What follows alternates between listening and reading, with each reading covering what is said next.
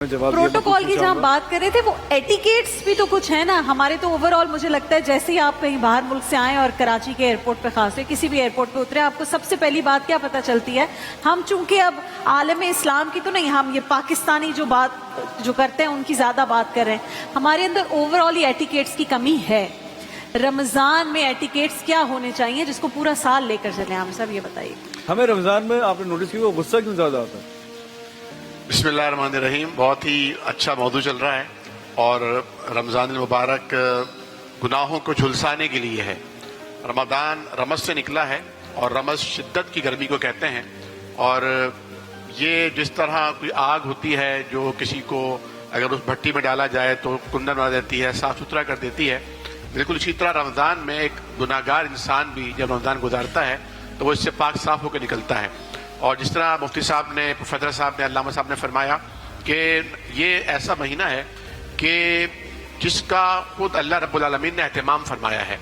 और न सिर्फ ये कि जन्नत के दरवाजे खोल दिए जाते हैं, आसमानों के रहमत के दरवाजे खोल दिए जाते हैं, बल्कि साथ साथ जहन्नम के दरवाजे बंद भी कर दिए जाते हैं। जिस तरह जब घर में एसी लगता है ना, या एसी ऑन होता है या नया नया कहीं एसी लग रहा होता है, तो वहाँ जितने भी रोजान होते हैं, जो भी जहाँ से बाहर की हवा आ रही हो, विंडोज पर, उनको सबको पैक कर दिया जाता है कि वो हवा भी ना आए।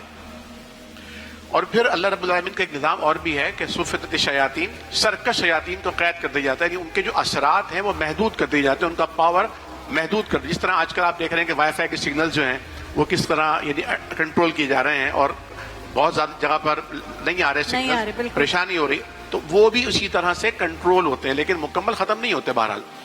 और जैसे कि मुफ्ती ने फरमाया कि हमारा जो नफ्स है, इन्न नफ्स लअम्मारतुम बिस्सू, ये नफ्स बुनियादी तौर पर खुद बुराई पर उभारता है। ख्वाहिशात नफसानी है, इंसान की अपनी ऐसी फितरत है जिसमें वो चाहता है कि बस अना वला गैरी, सबसे ज्यादा इंपॉर्टेंस मुझे मिले, सबसे ज्यादा टाइम मुझे मिले, सबसे ज्यादा अहमियत मुझे मिले, सबसे ज्यादा प्रोटोकॉल मुझे मिले, और सबसे ज्यादा मैं ले लूं, देने को मैं कुछ ना दे सकूं। तो ये जो फितरत है, इसकी तरबियत अगर ना हुई हो, तो चाहे रमजान हो, चाहे हरम शरीफ हो, चाहे कोई भी जगह हो, चाहे वो मकान हो या ज़मान हो, इंसान अपना जो शैतानीपन है वो दिखा देता है।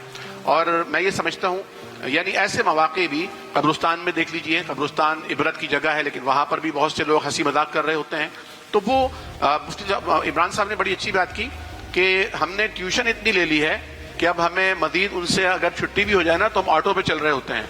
और जहां तक आपने फरमाया ना कि क्या वजह है कि रमजान में गुस्सा ज्यादा आता है, तो देखिए रमजान मुबारक हमने समझा है कि शायद ये खाने पीने को छोड़ने का नाम है। ये असल में अपनी नफसानी ख्वाहिशात पर काबू पाने का नाम है। और गुस्सा इंसान में जब पैदा होता है तो इसलिए पैदा होता है कि इंसान समझता है कि ये मेरे साथ गलत हो रहा है, वो समझता है मैं आला हूँ, अरफा हूँ, बेहतर हूँ, मुझे ट्रीट सही नहीं किए जा रहा है। अगर इंसान ये समझने लगे कि मैं सबसे कमतर हूँ, सबसे छोटा हूँ, सबसे आजिज हूँ, अल्लाह ने मुझ पर ज्यादा इनामात इकरामात किए हुए हैं, मुझे दूसरों को देना है, दूसरों को रिलीफ देना है, तो फिर शायद गुस्सा ना आए। और एक बहुत प्यारी बात जो हमें ड्राइवर साहब सहूलत दे रहे थे और हमें लेकर आ रहे थे, हमने उनसे पूछा, मुफ्ती इमरान साहब भी थे, कि भाई क्या वजह है कि ज्यादातर गुस्सा आ रहा है लोगों को?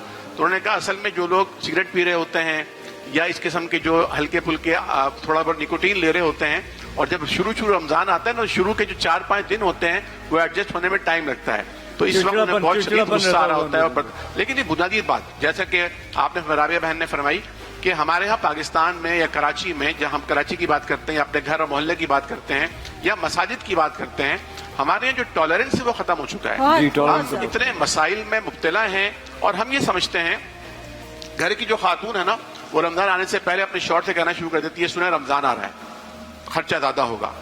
बच्चे कहना शुरू कर देते हैं, इस दफा हमें यहाँ से सूट लेने हैं, यहाँ ईदी जानी है, ये खर्चे हैं। मैं एक आम यानी जो नॉर्मल घराने हैं ना उनकी बात कर रहा हूँ।